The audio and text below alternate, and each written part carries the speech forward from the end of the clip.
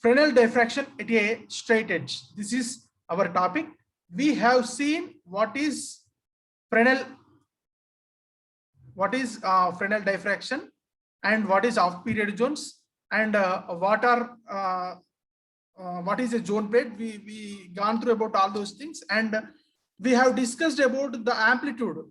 On the other day, we have discussed about result amplitude R is equals A1 minus A2 plus A3 minus A4, like that amplitude. So successive zones nunchi vaste 180 degrees phase difference untadi. So R1 minus R2 plus R3 minus R4, like that. We arrived at a conclusion, and we see how to derive the amplitude, thereby intensity in the case of Fresnel's diffraction. I am going to use that one here to discuss this case, Fresnel's diffraction due to single slit. To discuss this case, I will use the earlier approach. Okay, you see on this screen, this is our straight edge, a sharp edge. It's a knife or a end of a blade, or like that. It is a sharp edge upon which, from a source S, this is the source. From a source S, it is nearer to this obstacle. This sharp edge is nearer to this source. That is why we are using Fresnel diffraction. Fraunhofer diffraction we used if the object is at very far distance. Here the object is closer. Object is the source of light. It is nearer from this edge, straight edge. The distance between the source and edge is A. As it is nearer, if this is point source, spherical wavelets, as shown in the figure, this one is W dash. W dash is a wavefront which is reaching at the straight edge. If it is point source, if we consider source as a point source, then it is spherical. If it is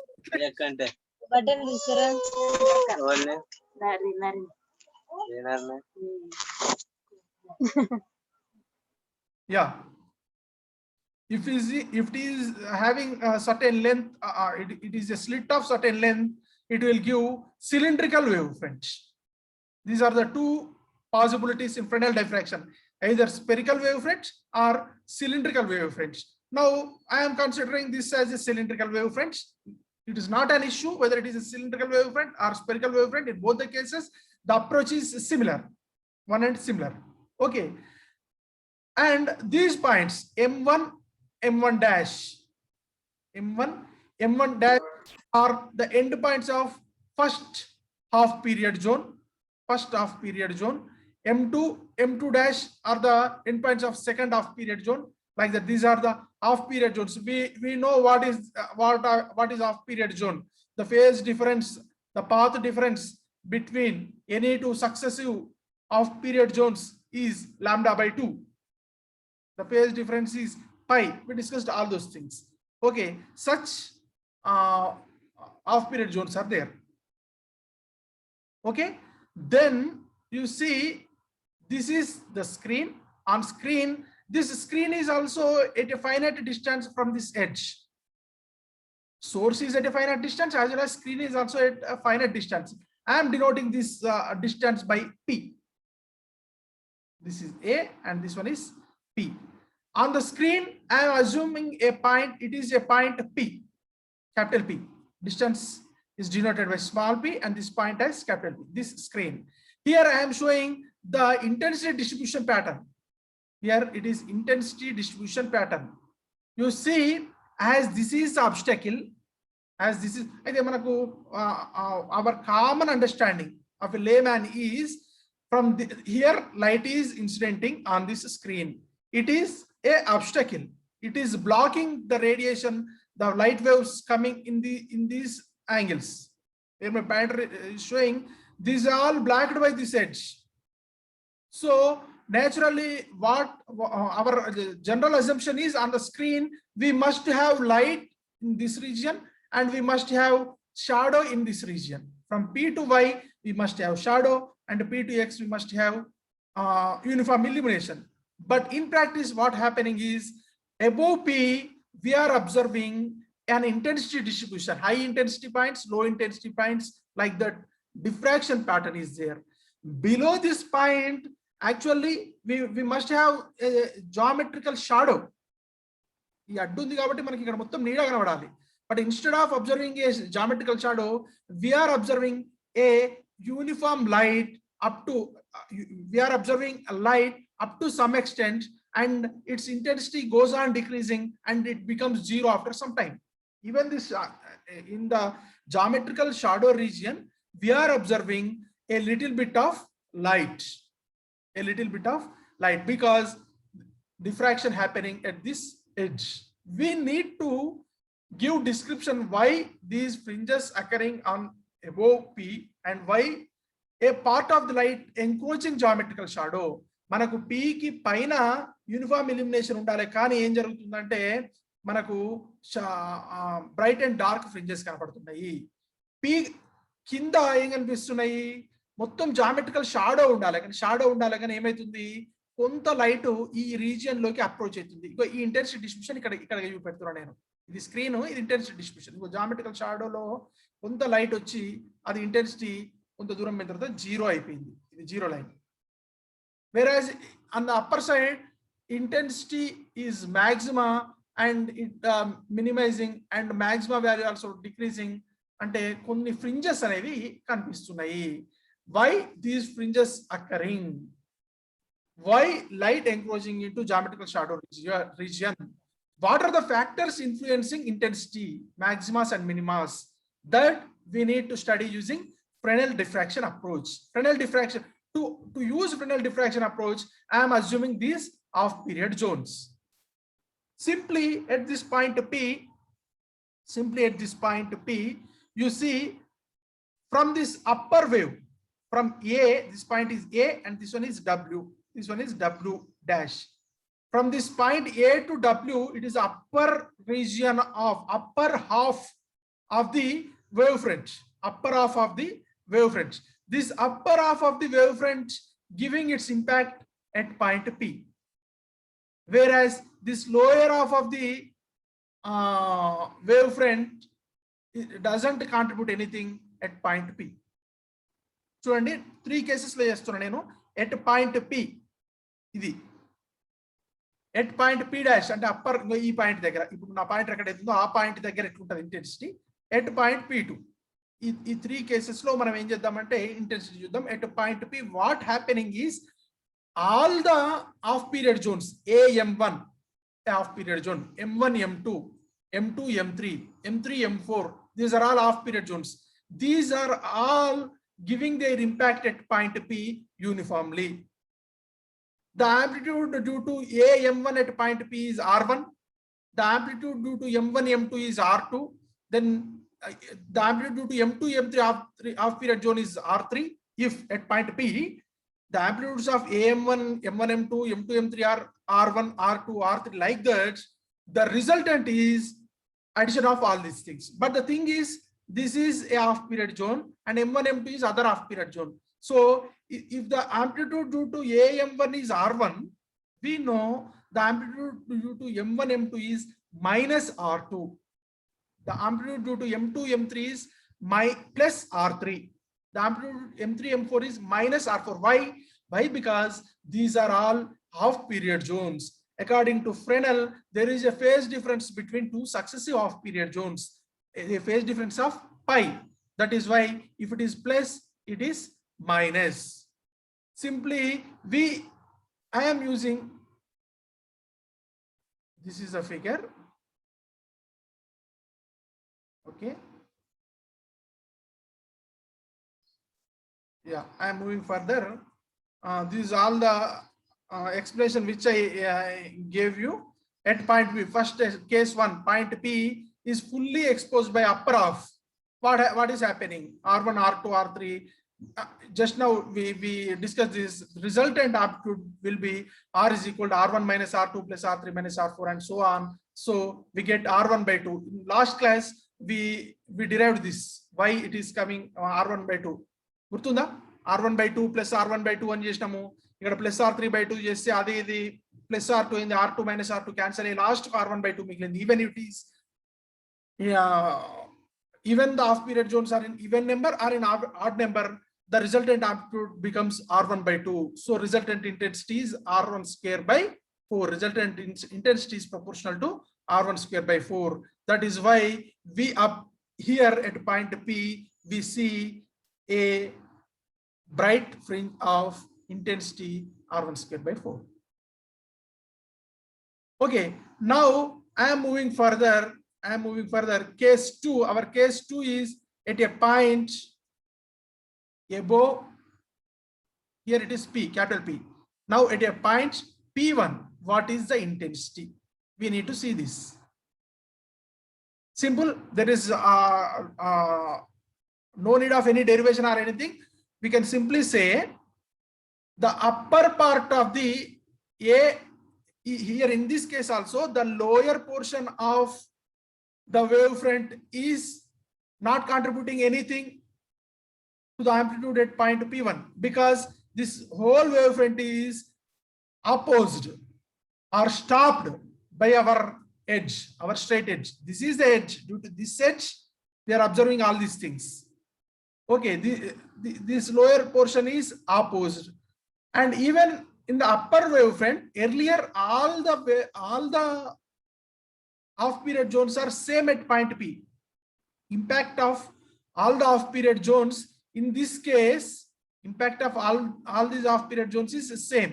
But in present case, the thing is, you see, I am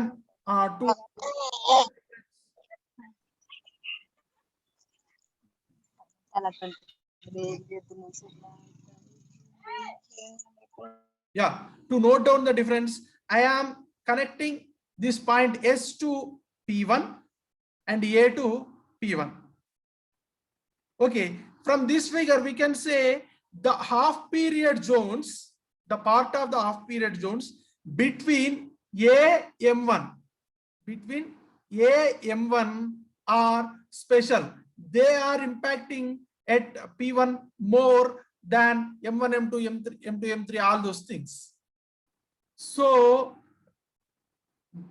here the intensity at point P1 is dependent on the number of off period zones between A and M1. చూడండి, ఈ source నుంచి ఈ wave front నుంచే కాకుండా ఈ source నుంచి direct కూడా ఇక్కడ ఇంపాక్ట్ చూపెడుతుంది. ఈ ఎడ్జ్ వల్లనే కాకుండా డైరెక్ట్ ఇంపాక్ట్ కూడా చూపెడుతుంది. అంటే ఈ ఏకు M1 కు మధ్యన మళ్ళీ సెకండరీ హాఫ్ పీరియడ్ జోన్స్ అనేవి ఉంటవి. ఆ హాఫ్ పీరియడ్ జోన్స్ నెంబర్ ను బట్టి ఈ P దగ్గర ఇంటెన్సిటీ డిపెండ్ అవుతుంది.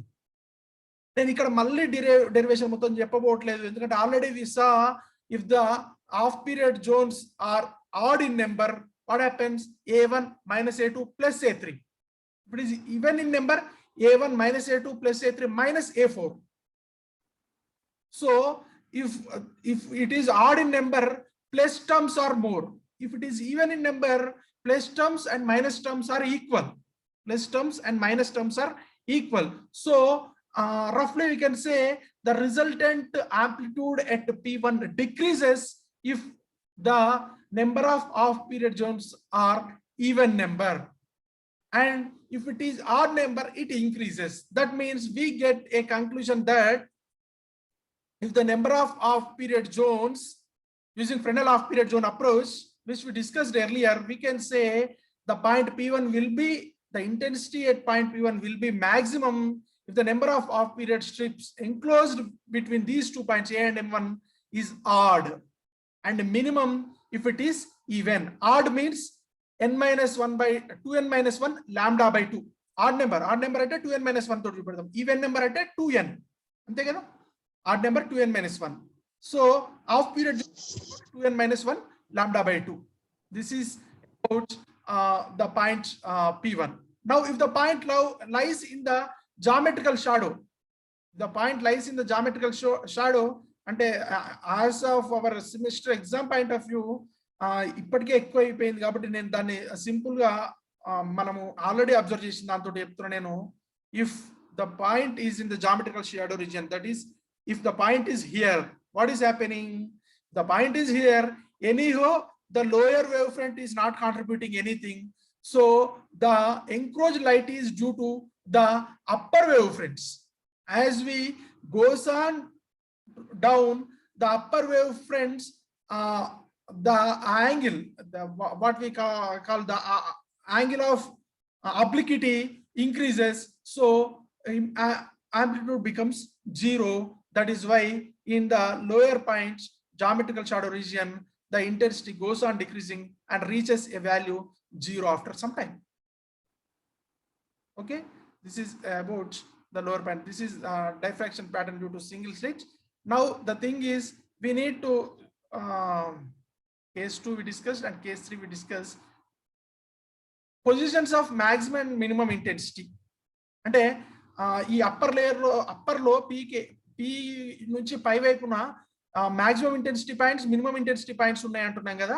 ఆ మాక్సిమం ఇంటెన్సిటీ ఎక్కడ ఉంటుంది, మినిమం ఇంటెన్సిటీ ఎక్కడ ఉంటుంది అనేది మనం చూడాలి. ఇప్పుడు మాక్సిమం ఇంటెన్సిటీ ఎక్కడ ఉంటుంది, minimum intensity points exact location గురించి ఏం చేస్తున్నాం అంటే మనము ఇది this one is the same picture which we drawn earlier. ఇంతకుముందు కేస్ 2 చెప్పుకున్నప్పుడు ఏ పిక్చర్ అయితే డ్రా చేసినామో ఇదే పిక్చర్ను మళ్ళీ డ్రా చేసిన నేను ఈ డెరివేషన్ కోసం. Okay, again I am saying you see, this is the source, this is the cylindrical wavefront, this is the obstacle. The distance of source from obstacle is a, the distance of screen from obstacle is small p. Capital P is a point on the screen, capital P1 is a point above. Capital P is uniform to entire wavefront. P1 is a point above point P. Okay, the distance between P1 and P is x. We need to show when it becomes maximum. X value ఎంత అయినప్పుడు P1 maximum అవుతుంది, x value ఎంత అయినప్పుడు P1 value minima అవుతుంది. అంటే very simple ఇది కదా. ఇక్కడికి వచ్చేసరికి ఏ వేవ్లెట్స్, M1 నుంచి వచ్చిన వేవ్లెట్, ఏ నుంచి వచ్చినటువంటి వేవ్లెట్. P1 దగ్గర మాక్సిమం మినిమాస్ ఎందుకు ఫామ్ అవుతున్నాయి అని అంటే, from S directly a wavelet coming and the diffracted wave is also coming in this direction. So if we know the path difference between these two, we say it is maxima or minima. Just in the second case what we discussed, if ekkada maxima untayi anukunnamo, if the number of off period zones between A and M1 is even, it is minima. If the number of off period zones is odd, it is maxima. That is, and the path difference at this point is P1A minus M1 P1. Yes, P1A is a path followed by this wavelet. P1 M1 is this one. So the path difference at P1 is P1A minus P1 M1. We need to find out that one, and we need to equate it to the maximum minima condition which we discussed earlier. Minima condition in the odd number aithe, odd number ante idi తీసుకున్నా 2n minus 1. Lambda by 2 ఎట్లా వచ్చింది, because they are off period zones. Because they are off period zones, lambda by 2 came into picture. Minima condition similarly, if this is the left hand side path difference is same, on right hand side if it becomes odd times of lambda by 2, it becomes maxima. Even times of lambda by 2, it becomes minima. This conclusion is drawn from Fraunhofer approach. Okay, ikkada adugochu, sir 2 gets cancelled away, why can't we write n lambda just as in the case of interference అని అడిగితే, here it is not n, it is 2n. Definitely you need to mention 2n because it is an even number. If we cross 2 and 2, what it becomes, n is equal 1 2 3 like that, and it gives ambiguity. It must be a even number, it must be a odd number. That is why here it is shown. From this figure I will calculate P1A minus P1 M1. Then I will substitute in these equations 1 and 2. This is what I am going to do further. This is the figure. I will make utilize of this figure for that. Here is a derivation from figure triangle APP1. You see triangle A This one is P. Point P. This one is P1. AP P1. Diagonal square. That means AP1 మనకు కావాల్సింది ఇదే కదా. మనం ఏం కావాలి, మనకి AP1 కావాలి, M1 P1 కావాలి. దాని గురించి మనం ముందర AP1 చేద్దాం. మనం AP1 square is equals P square plus X square. అంతే కదా, అదే రాసిన. AP1 square is equals P square plus X square. I am rearranging this. P1A is equals P square it was the P square plus X square whole to the power of half అయింది. Binomial expansion రాస్తే నాకు P బయటికి తీసుకొస్తే P multiplied by 1 plus X square by P square whole to the power of half. ఈ దీనికి binomial expansion రాస్తే నాకు ఏమవుతుంది అంటే 1 plus X square by 2P square plus X to the power of 4 by 4P to the power of 4. Hire order terms అన్ని చాలా smaller values కాబట్టి వాటిని నెగ్లెక్ట్ చేస్తున్నా. నేను నెగ్లెక్ట్ చేస్తే I can write this roughly equivalent to 1 plus X square by 2P square. That is why I wrote like this. I am sending P inside. I get P1A is equals P plus X square by 2P. You observe the figure P1A మనకు వచ్చింది.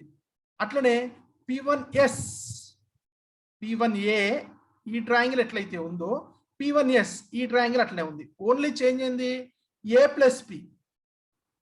P1 ఈ triangle అనేమో AP P1 triangle అనేమో ఇది P అయితే ASP triangle ఇది A plus P అవుతుంది. కాబట్టి రెండు similar triangles కాబట్టి నేను మళ్ళీ డిరైవ్ చేయట్లేదు. Similarly P1S is equals P1A ఎట్లా క్యాలిక్యులేట్ చేసినామో P1S లో అట్లనే A బదులు A plus P సబ్స్టిట్యూట్ చేస్తే వస్తుంది. మీరు కావాలనుకుంటే ఈ పెద్ద ట్రయాంగిల్ తీసుకొని చేసి చూడొచ్చు. మొత్తం చేస్తే నాకేమొచ్చిందంటే P1S is equals A plus P, P బదులు A plus P రాసిన A plus P plus X square by 2 into A plus P. This is P1S. But I don't want P1S. I want only P1 M1. For that, what I need to do is I must subtract P1 M1. దీంట్లో నుంచి P1 M1 రాయాలంటే ఏం చేయాలి, నేను P1S లో నుంచి ఈ S M1 subtract చేయాలి. As the source and the slit are the source and this edge are very very closer, A and this roughly we take this as A. So I took that. I arrived at a conclusion that P1 M1 is equals P1S minus M1. P1S we derived using the triangle, and SM1 is minus A. I am subtracting that. I get A gets cancelled away. I get P plus X square by 2 multiplied by A plus P. This is P1 M1. This is P1 M1. Now from 4 we derived P1 M1. From 3 we derived P1A. So I am substituting P1A minus P1 M1. That is the required path difference. From those equations I brought them. P1A is P plus X square by 2P. Here we derived it. And P1 M1 is equals P plus X square by 2 multiplied by A plus P. Minus P plus P gets cancelled away. We get X square by 2P minus X square by 2 multiplied by A plus P. I am taking LCM and I just rearranged. I got the path difference is AX square by 2P multiplied by A plus P. If this path difference is equal from equation 1 and 2, what are equation 1 and 2? If this path difference is equal to 2n minus 1 lambda by 2, we get maxima there. If I rearrange this equation, I get value of xn. Xn is equals to, I am just rearranging mathematical steps. 2n minus 1 A plus P P lambda by A L to the power of half. Similarly, if I substitute that X square by 2P multiplied by that path difference in second condition of minima, we get this one.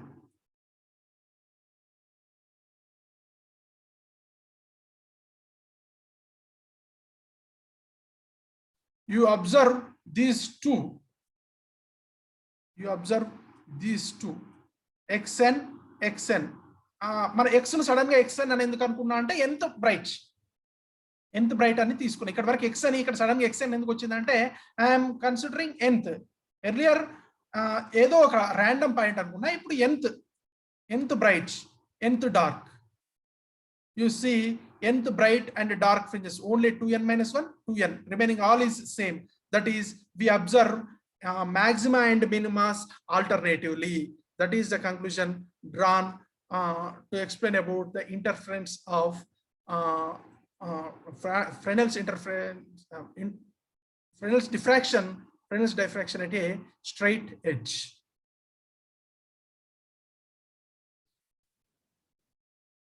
Yeah, these are the differences between diffraction and interference. While we are discussing interference, whether it is Fresnel biprism, Lloyd's mirror, Newton rings, or wedge film, Michelson interferometer, in all these cases, we talked about two sources, two coherent sources. Starting with Young double slit experiment, if it is a Fresnel, this is Young double slit experiment. If it is a Fresnel biprism, though we used single source, here two virtual sources are coming from the upper portion of the biprism as well as lower portion of the biprism. If it is a Lloyd's mirror, one is direct wave and the other one is reflected wave. The other one is reflected wave. Like this, we talked about two sources. To get interference phenomena, we need to have two different coherent sources. Whereas in case of diffraction, we discussed about always multiple sources are not needed. Best example is initially we discussed interference due to single slit, interference due to circular aperture. Now in the last Fresnel diffraction pattern also interference diffraction due to straight edge, diffraction due to single slit. That means within a slit, we are considering point sources, secondary point sources, but we are considering only one source when we discuss diffraction. In case of interference, we need to have two separate sources. And the second one is in the interference, all bright fringes are of same intensity. మనం interference pattern చూసినాము. నేను diffraction start చేసిన రోజే చెప్పిన ఈ difference మీకు చూపెట్టిన. Interference లో all the fringes are of equal intensity, whereas in diffraction we have varying intensity. Let me show you.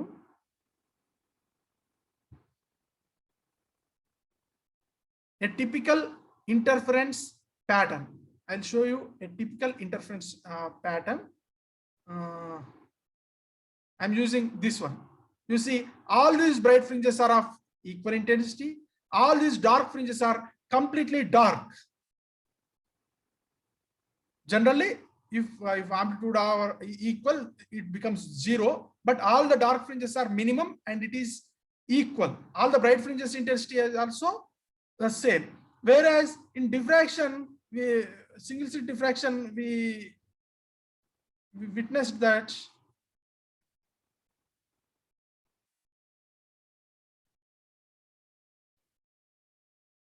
yeah, you see, if it goes on increasing the order, the intensity is decreasing, and even minima are always need not be of same intensity. Minimas also have varying intensity in case of this one.